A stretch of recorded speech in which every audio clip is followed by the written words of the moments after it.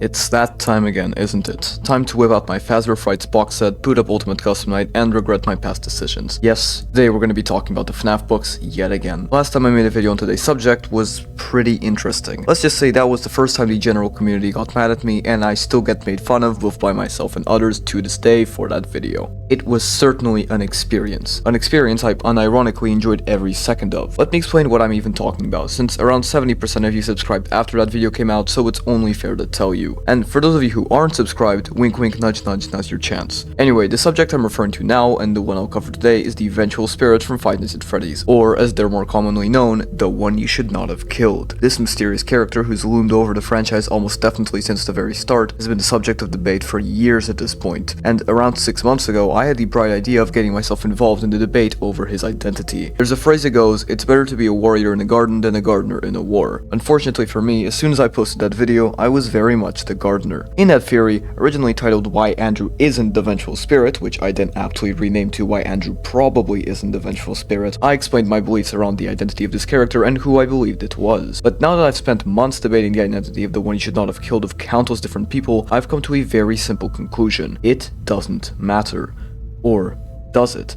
Today, I'm here to wrap up the Vengeful Spirit debate, shove it in a corner, and probably never talk about it again, so get comfortable. But hold on, who really is the Vengeful Spirit? Who the heck is Andrew, and why doesn't any of this matter? Well, loyal viewer, you're gonna get the answers to those questions and more. I'm WitheredCircle, and today, I'm repenting for my past mistakes and revealing the truth about the most elusive Five Nights at Freddy's character, the one you should not have killed.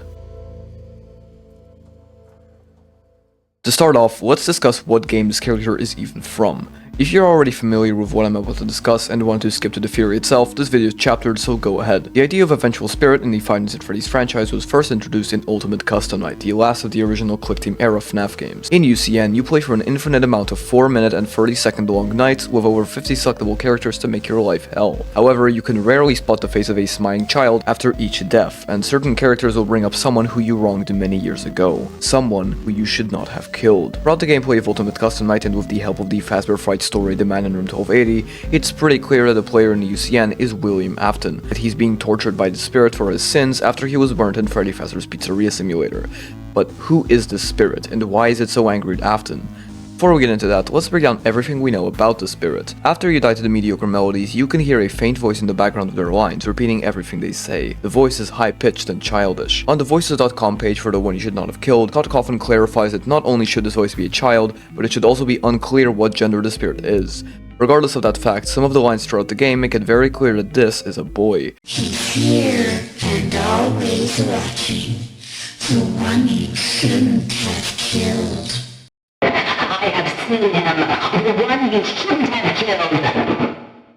So, we know that whoever it is that's making Afton suffer is a young boy who William killed at some point in time. Speculation around this character has gone on for a while now, but the main two contenders are always a duo of very specific characters from the Five Nights at Freddy's franchise, Cassidy and Andrew. But who are these children, and how could they be the Vengeful Spirit?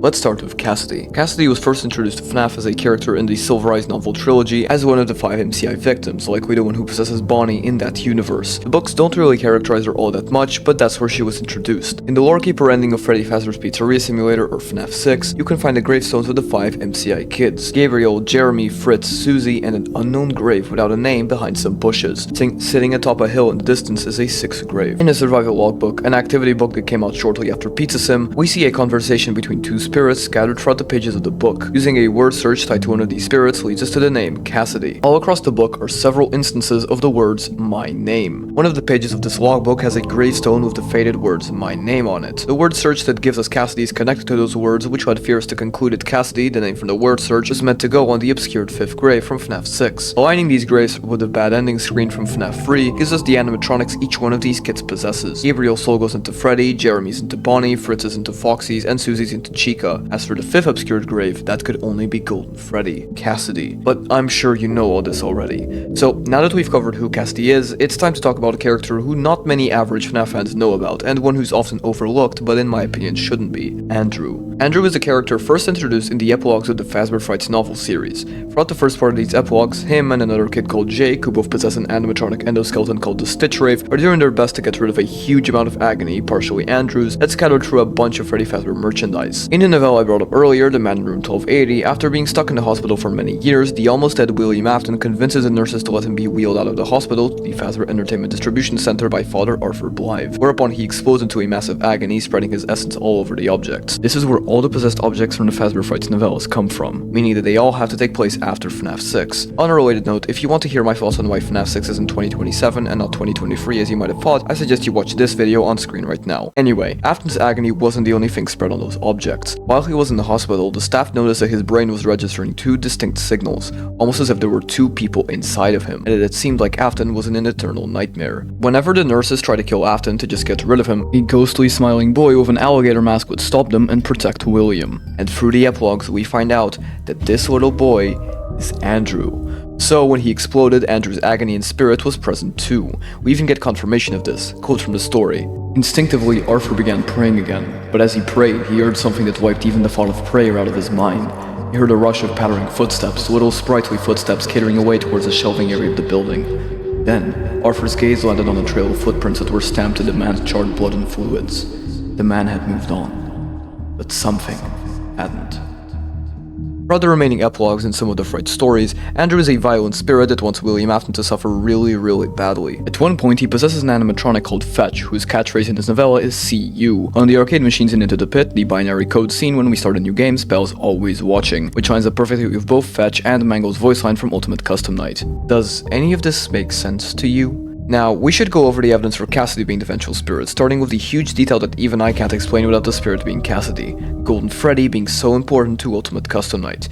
Think about it, the UI on the mobile port is covered in images of him, he appears in the 4920 cutscene, we play as some kind of Freddy in the Old Man Consequences minigame, and Golden Freddy was always some kind of weird mystical force. Wouldn't it make sense for the Vengeful Spirit to be this bear? As for the lines of the characters in the UCN calling the Vengeful Spirit a male, they could always be referring to Fredbear, the animatronic, and not the actual soul inside him, right? Everything seems to make sense. Obviously it doesn't line up one-to-one, but it's close enough. But here's the problem. Everything's great. Except for Cassidy herself. Never once has Cassidy been described as someone who hates Afton. In the survival logbook, she's the one helping to guide Crying Child's soul after his death, and nowhere in the novel trilogy is she described as a vengeful spirit. In the latest FNAF book, the week before, Cassidy comforts Ralph the phone guy before his death, which leads me to conclude she's a benevolent force, not an erratic, vengeful child looking for revenge. You know who is a child exactly like that? Andrew. Andrew's motives are explained in Frights. He's a boy, which doesn't require the overcomplicated gender debate, and unlike Cassidy, he's actually mad at William. Obviously, all the souls are pissed at the guy to some extent, but they don't take action against him apart from the following minigames. Now, I need to be honest, I would love Cassidy to be the vengeful spirit, but it just doesn't line up. And you know what? Fine. It's not my story, and I don't get to choose everything. I'm better off just running an alternate universe with my own headcanons. The problem with Cassidy being the one William shouldn't have killed is the evidence just doesn't line up. He's not even close to Andrew as a character. Ultimate Custom Night came out in 2018, and shortly after that, the Fright series began. When explaining what Fright was going to be like, Scott Coffin said that it was meant to explain previous and future mysteries, but that the fanbase probably wouldn't accept it that way. That's it. That's the nail in the coffin to me. If this book series started as a way to explain past narratives and mysteries, and there just so happens to be a character who lines up perfectly with what we know about the Vengeful Spirit, the deliberation and debate is over. That's him. Obviously, just like Scott, I know a lot of you won't accept it that way. This community has a disgustingly strong bias against the books,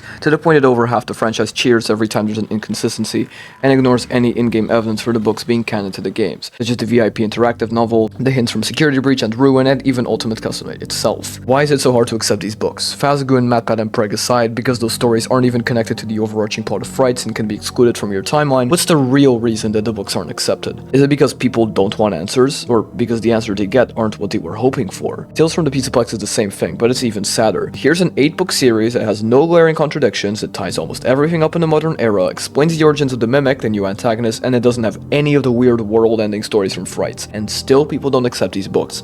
Why? Because you don't really want answers. You want your own answers, and if the story goes against it, you get upset. I could rant about my thoughts on the books all day, but that's not what I'm here for. I do want to explain that I don't think my frankly controversial thoughts on the books apply to everyone. If you don't want the books to be in the games because you think FNAF shouldn't be a multimedia series or any other valid reason, that's okay, and as I just said, valid. Just 4 months ago, I believed the books were parallels too, so it's fine. Now, it's time to answer the last question. Let's say the Vengeful Spirit is Andrew. Why doesn't the identity of the spirit matter? Well, the answer is very simple, because that part of the story is very obvious. It's no secret that even though it's been around a decade since the original 4 games, we still haven't solved all of the secrets in them, and we're still thinking about them to this day. But this plotline of William Afton being trapped by the Vengeful spirit somewhere as he is tortured for his sins is very simple and doesn't need deliberation. It's an end to William's story, since I think it's pretty clear he doesn't possess glitch trap or anything like that. Even if the Vengeful spirit ends up being Cassidy or someone else, it doesn't matter, because that chapter of the story is by far one of the clearest. Afton does bad things, and one of the kids he killed wants to take revenge. The story of Ultimate Custom Night is so detached from the rest of the franchise that even though I believe what I believe and you believe what you believe, it doesn't matter. It's a completely separate part of the story that doesn't need to be associated with the rest of Five Nights at Freddy's. Or does it? If the one he should not have killed isn't Cassidy, it's interesting to try and find out who he is, and if it's Andrew, where or when William Afton killed him and why. Even though the identity of the Vengeful spirit doesn't matter, his origins and why he's so vengeful is an interesting subject for discussion. But ultimately, Andrew, Cassidy, or whoever the spirit is, serves purely as one final jab at William, and this character doesn't influence the future of the lore in any way, unless they decide to make a comeback, but I find that very unlikely. Thanks for watching. This series got into rant territory for a bit, but you know what, it's a scripted rant, so that's fine. I hope you enjoyed and weren't too offended by my opinions. Leave a dislike and an unsubscribe if you hate me now, and a like and subscribe if you at least enjoy the theory to some extent. I've got some really cool stuff cooking up for the rest of December, and I'm super excited to show you what I've been theorizing about. I promise it'll be fun. Have yourselves a merry day, and I'll catch you on the flip side. As always, remember, keep on theorizing and never stop overthinking. This has been WitheredCircle, the Midnight Theorist.